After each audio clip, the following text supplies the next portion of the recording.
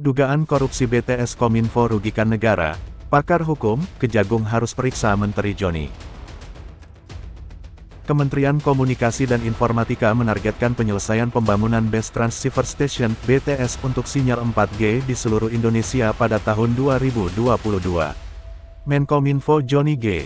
Plate menyatakan selama ini pemerintah membangun infrastruktur TIK berbasis pada jaringan atau network. Untuk mempercepat pemerataan di seluruh Indonesia, pola pembangunan tidak lagi dari hulu ke hilir di upstream namun lebih ke pendekatan teritorial atau wilayah.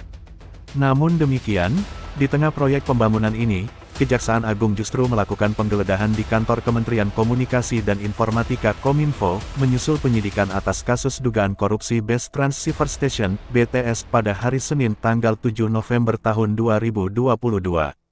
Kejaksaan Agung juga telah memanggil sejumlah pihak untuk dimintai keterangan. Sumber yang sama menyebutkan Kejaksaan mendalami dugaan kasus korupsi BTS itu hingga ketiga konsorsium yang menggarap proyek tersebut. Pakar hukum pidana dari Universitas Trisakti Abdul Fikar Hajar, menegaskan bahwa dalam kasus dugaan korupsi ini, tentunya tidak hanya satu pihak saja yang diduga terlibat.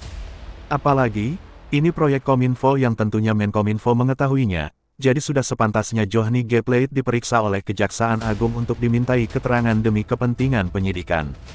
Sebelumnya, Kejaksaan Agung telah menggeledah kantor Bakti sebagai penanggung jawab proyek dan konsorsiumnya, yakni PT Fiberhome Teknologi Indonesia, Lintas Arta, hingga ZTE dan IBS. Konsorsium Fiberhome, Telkom Infra, dan MTD menggarap pembangunan menara di Kalimantan, NTT, Sumatera, Maluku, Sulawesi dengan jumlah 1.435 sites. Konsorsium Lintas Arta, Huawei, dan SEI tercatat melakukan pekerjaan pembangunan menara di wilayah Papua dan Papua Barat dengan jumlah 954 sites untuk tahap pertama.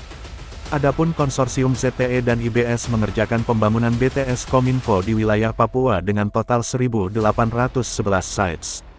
Kejaksaan Agung telah menyelisik perkara dugaan korupsi ini sejak 3 bulan lalu. Kejaksaan Agung juga telah memanggil sejumlah pihak untuk dimintai keterangan.